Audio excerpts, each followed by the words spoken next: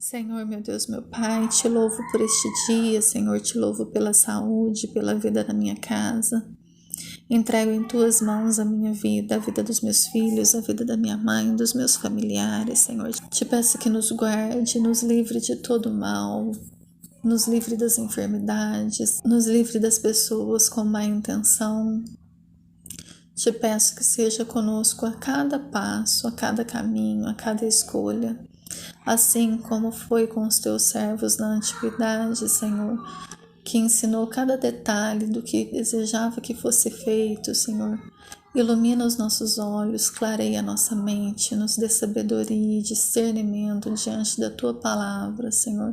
Nos apresente a Tua vontade de forma clara, que nós não tenhamos dúvidas do que fazer para Te agradar. E que tenhamos força para cumprir cada detalhe, cada passo do caminho que planeja para nós. Te louvo por tudo, te peço que esteja sempre presente em nossas vidas. Em tudo te agradeço, em nome do teu Filho amado, Senhor Jesus, que vive e reina para todo sempre. Amém. Fevereiro 6, Êxodo do capítulo 23, no versículo 14, até o capítulo 25, no versículo 40. A cada ano celebrem 3 festas em minha honra. Primeiro celebrem a festa dos pães sem fermento. Durante 7 dias o pão que vocês comerem será preparado sem fermento, conforme eu lhes ordenei. Celebrem essa festa anual no tempo determinado, no mês de Abibe, pois é o aniversário de sua partida do Egito.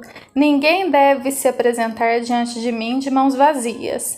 Celebrem também a festa da colheita, quando me trarão os primeiros frutos de suas colheitas. Por fim, celebrem a festa da última colheita, no final da safra, quando tiverem colhido todos os produtos de seus campos. A cada ano, nessas 3 ocasiões, todos os homens de Israel devem comparecer diante do soberano, o Senhor.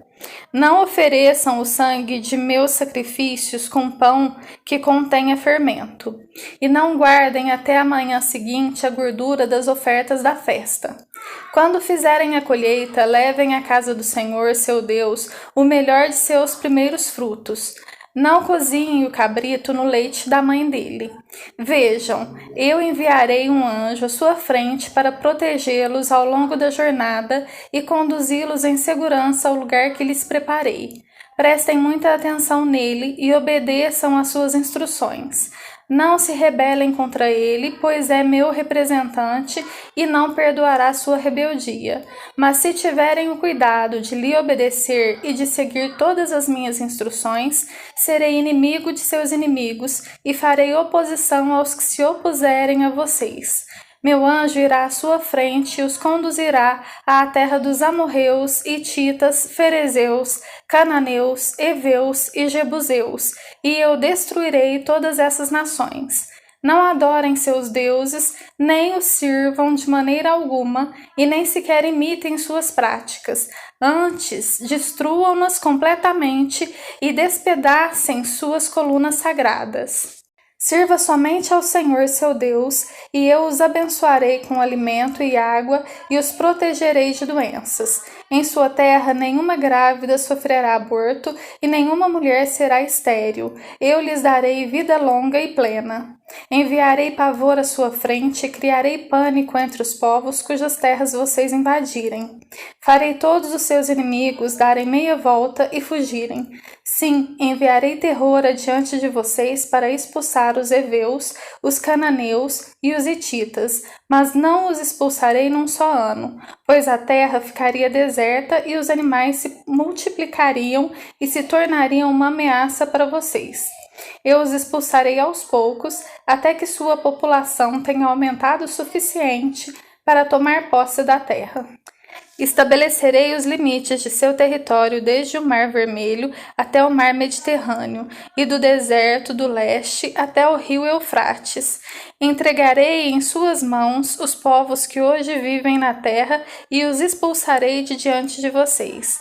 Não façam tratados com eles, nem com seus deuses. Esses povos não devem habitar em sua terra, pois os fariam pecar contra mim. Se vocês servirem aos deuses deles, cairão na armadilha da idolatria. Então o Senhor disse a Moisés: Suba ao monte para encontrar-se comigo e traga Arão, Nadab, Abiú e 70 líderes de Israel. Todos devem adorar de longe. Somente Moisés está autorizado a se aproximar do Senhor. Os outros não devem chegar perto, e ninguém mais do povo tem permissão de subir ao monte com ele. Moisés desceu e transmitiu ao povo todas as instruções e ordens do Senhor, e todo o povo respondeu em uma só voz: faremos tudo o que o Senhor ordenou. Moisés anotou com exatidão todas as instruções do Senhor. Logo cedo, na manhã seguinte, levantou-se e construiu um altar ao pé do monte. Também ergueu 12 colunas, uma para cada tribo de Israel. Em seguida, enviou alguns rapazes israelitas para apresentarem ao Senhor holocaustos e touros sacrificados como ofertas de paz. Moisés colocou em vasilhas metade do sangue desses animais e aspergiu a outra metade sobre o altar. Depois pegou o livro da aliança e o leu em voz alta para o povo. Mais uma vez todos responderam: obedeceremos ao Senhor, faremos tudo o que ele ordenou. Moisés pegou o sangue das vasilhas, aspergiu-o sobre o povo e declarou: este sangue confirma a aliança que o Senhor fez com vocês quando lhes deu essas instruções.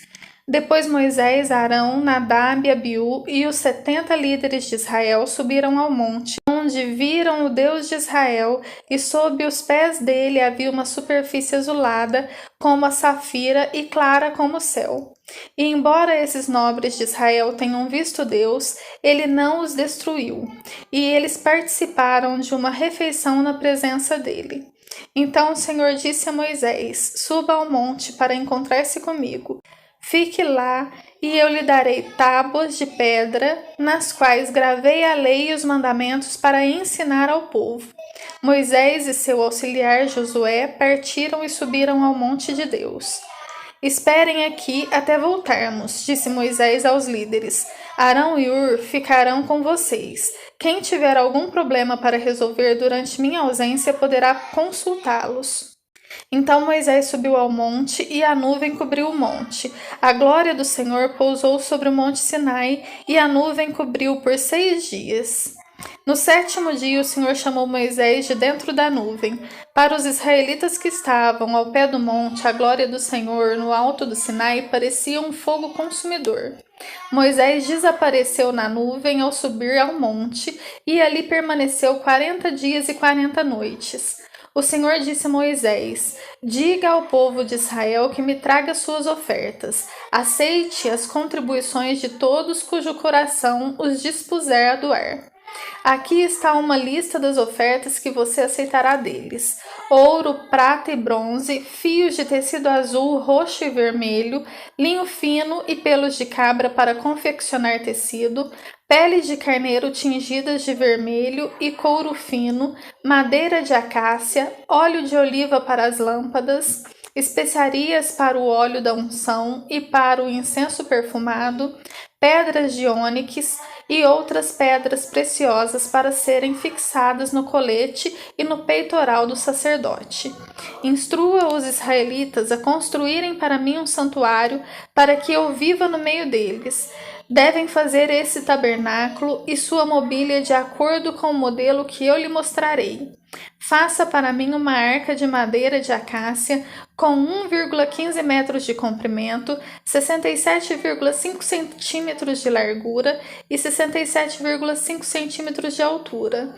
Revista-a com ouro puro por dentro e por fora e coloque uma moldura de ouro ao seu redor. Mande fundir 4 argolas de ouro e prenda-as aos 4 pés da arca, 2 argolas de cada lado.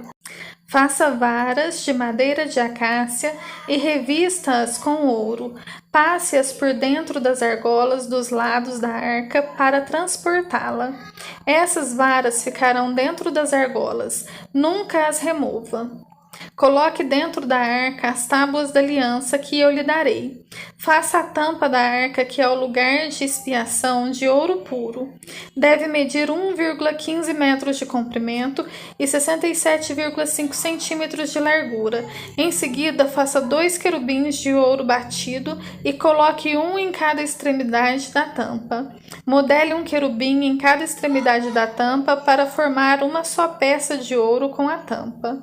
Os querubins ficarão de frente um para o outro, com o rosto voltado para a tampa da arca. Estenderão as asas sobre a tampa para protegê-la. Coloque dentro da arca as tábuas da aliança que eu lhe darei. Ponha a tampa sobre a arca, ali sobre a tampa, que é o lugar de expiação, entre os querubins de ouro que estão sobre a arca da aliança, virei ao seu encontro e falarei com você. Dali eu lhe darei meus mandamentos para o povo de Israel. Faça também uma mesa de madeira de acácia com 90 centímetros de comprimento, 45 centímetros de largura e 67,5 centímetros de altura.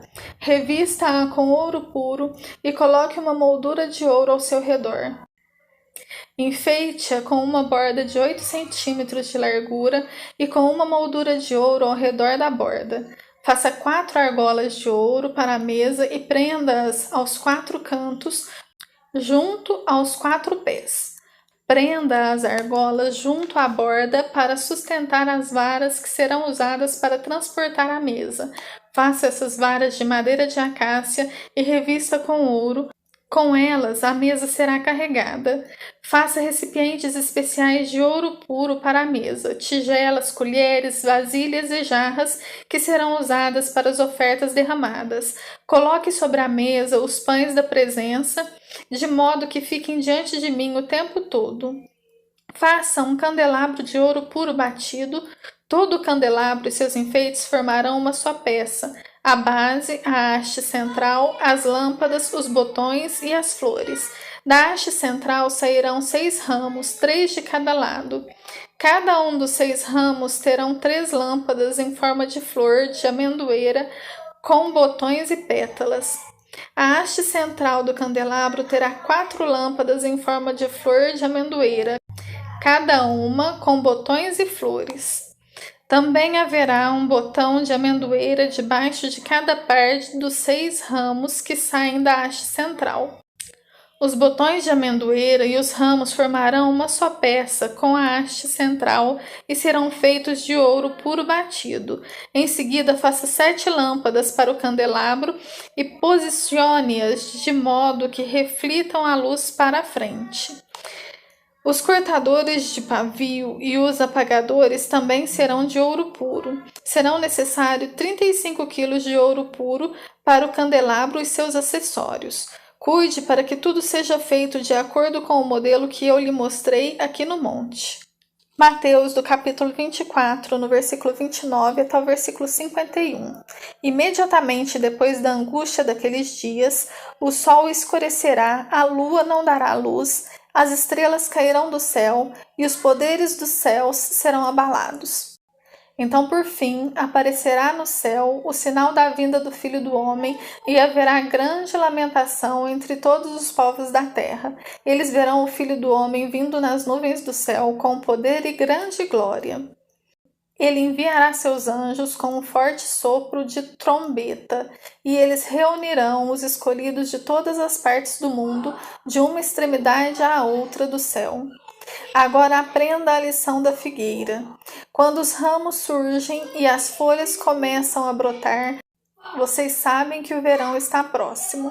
Da mesma forma, quando virem todas essas coisas, saberão que o tempo está muito próximo, à porta.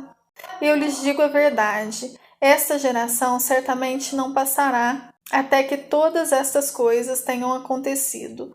O céu e a terra desaparecerão, mas as minhas palavras jamais desaparecerão. Contudo, ninguém sabe o dia nem a hora em que essas coisas acontecerão, nem mesmo os anjos no céu, nem o Filho, somente o Pai o sabe. Quando o Filho do Homem voltar, será como no tempo de Noé.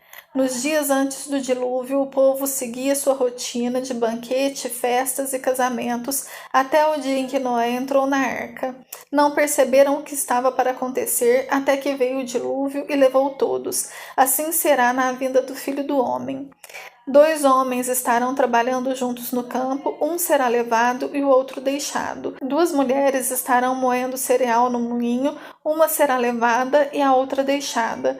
Portanto, vigiem, pois não sabem em que ocasião o seu senhor virá.